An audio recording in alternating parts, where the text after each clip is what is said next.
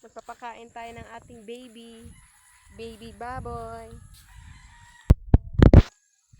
Ayan ang aking area. Napakadamo na. Kailangan na naman magtabas ng damo. Kamusta kayo dyan? Saang panig ng mundo kayo? Ako nandito sa Bicol. Buhay probinsya.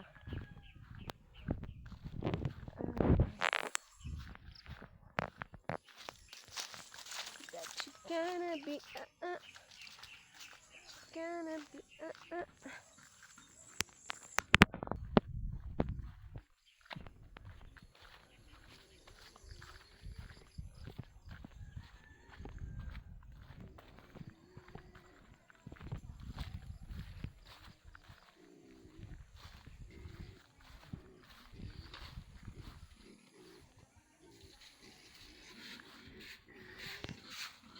Ayan ang aking habibi.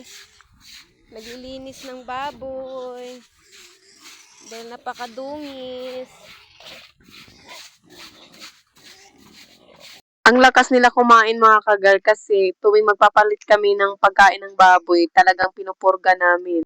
Hindi ko na rin yan pinapakain sa tanghali mga kagar kasi pagdating ng hapon hindi na sila nakain masyado. Eh di ba nga mas mahaba yung oras kapag sa gabi, kaya kailangan talagang kumain sila. Kaya ang ginawa ko, hindi namin pinakain ng tanghali. Ayan naman yung binigay na biik ni Tita Josie. Salamat po Ate Josie. Ito na talaga mga kagar, ibebenta na namin yung baboy namin kay Kuya Danny at saka kay Ate Janet. Sila yung bibili ng baboy mga kagar kasi kakatayin daw ng Christmas at saka New Year. Yung dalawang baboy namin mga kagar, talagang alagang-alaga namin yan mula biik pa talagang inaalagaan namin yan mga kagar. Pinapakain namin yan ng 7 p.m. tapos dinadalaw ko yan ng mga 10 a.m. kasi pinapaliguan pagdating naman ng tanghali.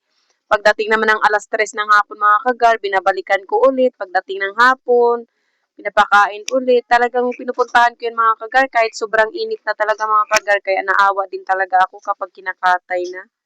Naawa ko kasi ibebenta na. Ganon talaga mga kagar, no? Kasi ganon talaga ang buhay nila mga kagar. Kaya pag lumaki na, kailangan ng ibenta. Kaya nga hindi ako nag-order mga kagar kasi ayoko kumain mga kagar. Kasi syempre naalala ko yung biik pa yan, inaalagaan ko talaga hanggang sa lumaki. Ngayon mga kagar, alam mo ba, 85 kilos ang isa. Sobrang nagulat talaga kami mga kagar kasi sabi ng estimate ng kapitbahay namin 60 kilos lang daw. Tapos pagtimbang mga kagar, 85 kilos mga kagar. Grabe talaga ang biglang nalubat yung cellphone ko mga kagar kaya hindi ko na nabidyohan yung isang baboy na tinimbang pero ang timbang niya mga kagar is 83 kilos. Dalawa lang ang pagitan sa isang baboy. Ang sarap naman pala magbabuyan mga kagar. Hindi naman pala lugi mga kagar. Nasa pagtamang alaga lang pala talaga. Yun lang mga kagar. Salamat sa panonood. Bye!